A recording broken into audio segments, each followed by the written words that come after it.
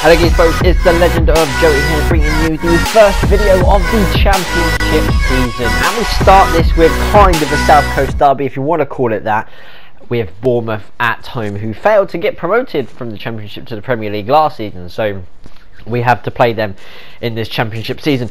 This is going to be a tough championship season, I'm not even kidding you now. The teams that are in this league of Fulham, Swansea, Villa, Sheffield United, Brighton, like there are some serious hard teams and hard competition to get out of this league. So top 10 is my priority. This is now obviously on the hardest difficulty, so it's going to be hard.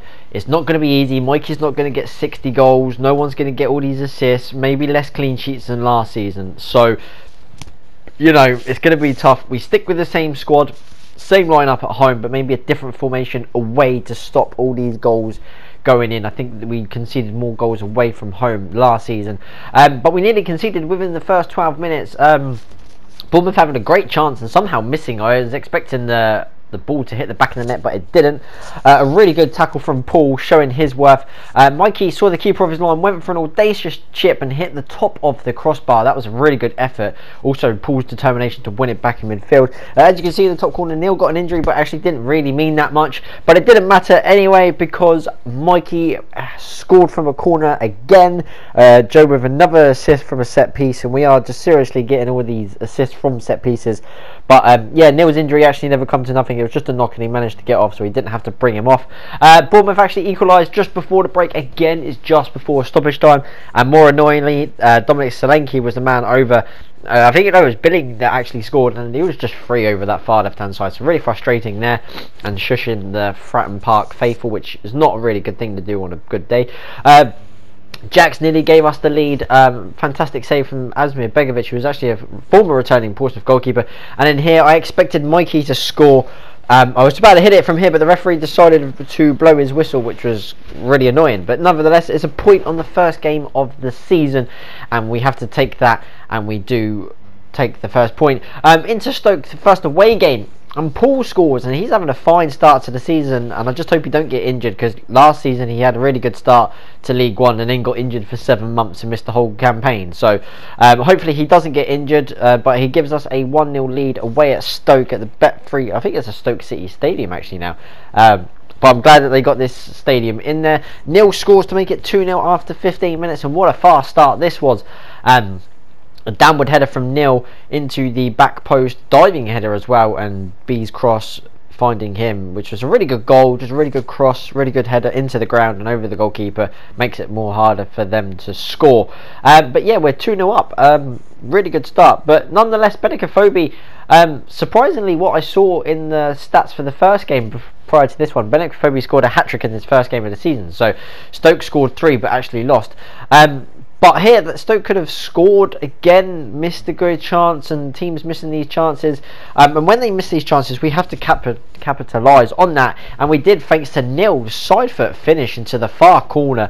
Really good finish. Poor goalkeeping from Jack Buckland. Of course, a former England goalkeeper, lost his reins really going to Stoke. But nonetheless, we made it 3-1 before half time. Actually, Darklaw gave away a penalty, which I didn't think was a penalty, but the guy chipped it into the corner, like into the roof of the corner. Novio couldn't get that, it was too far over him, and Stoke were pushing, and we were able to hit him on the counter attack, and B scores his first goal of the season. Just hit that counter attack really well, played it really good from the first, I think, 3 passes. I wish I added all the clip in, but it was like 3-4 passes from start to finish, back to forward, and we grab our first away win of the season, so really happy for that. Which is actually kind of weird, because again, like, we did better away than home last season. But we conceded loads of away goals, so the stats really weird. Ocean could have given us a 1-0 lead against Port Vale in the Carabao Cup first round. Hopefully we get like through past the second round, and we had Burnley in the second round last team, but we was a League One team. But of course you're going to go out at that stage. And Ocean with a really good goal here.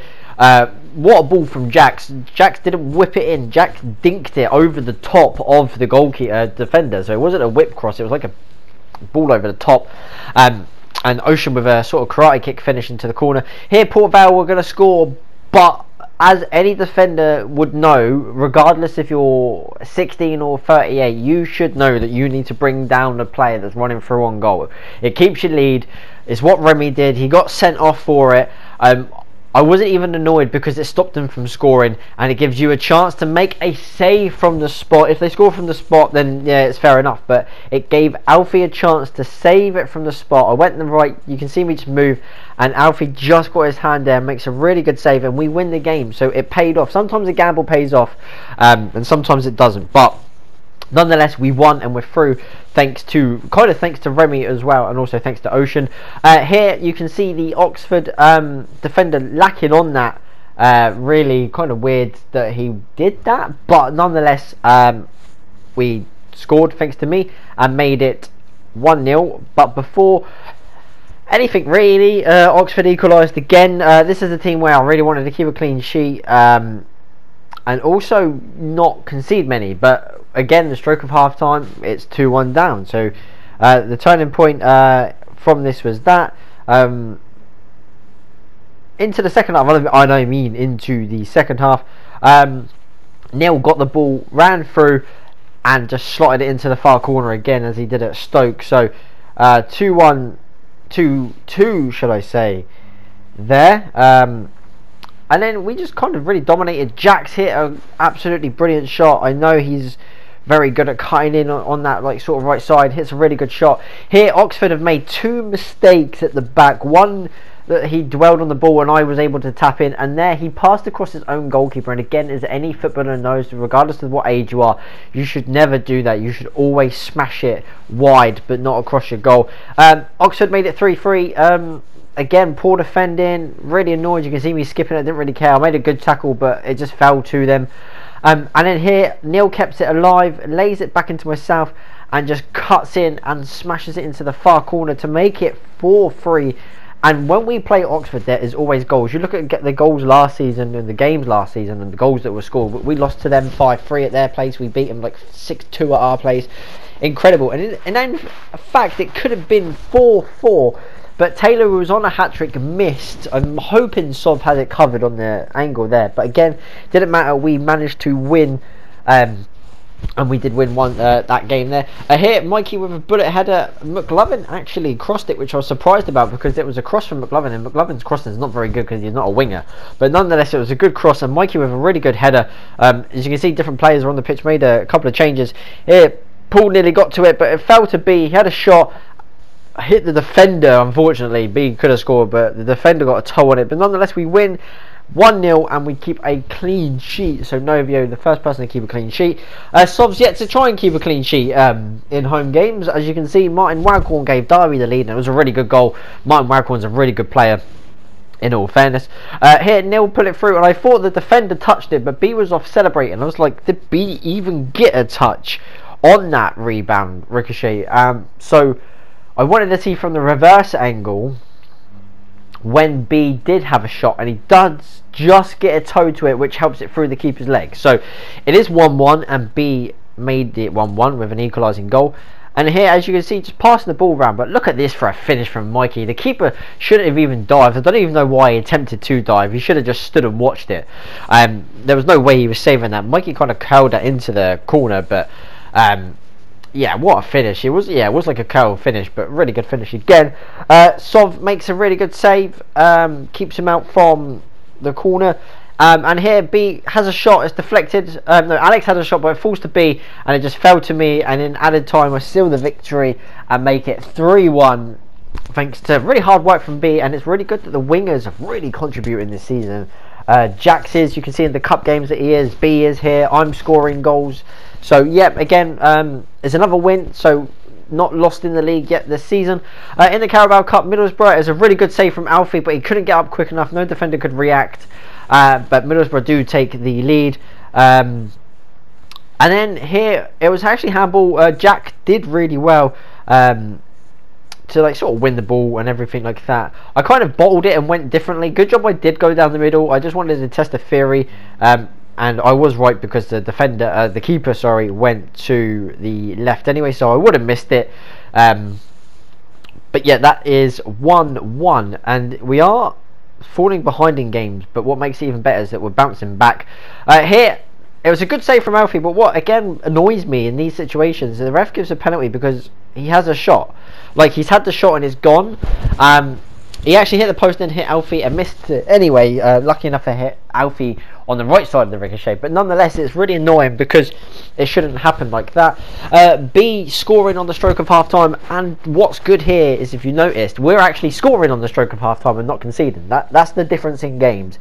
Going in, whether you're winning in games or losing in games, scoring at half time is really good. Here, mistake from Remy, mistake from Paul, and I pressed the start button and changes were made.